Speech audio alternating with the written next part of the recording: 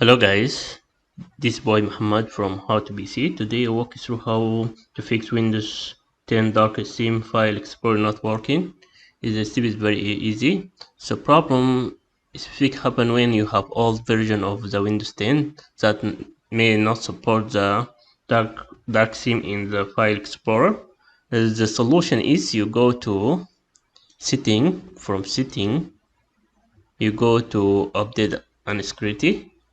You make sure that you have the latest version of the Windows update that fix the problem, and make sure that you have that your machine is support that the last version of Windows 10. Check your RAM and check your processor. You can see if recommend recommended for Windows for my PC.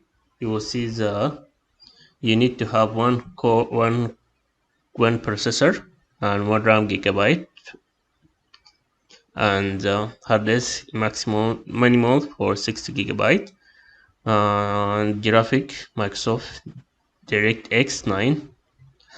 This video for today hope helpful for you. Don't forget to subscribe my channel to see new stuff, and see you next time guys. Bye bye.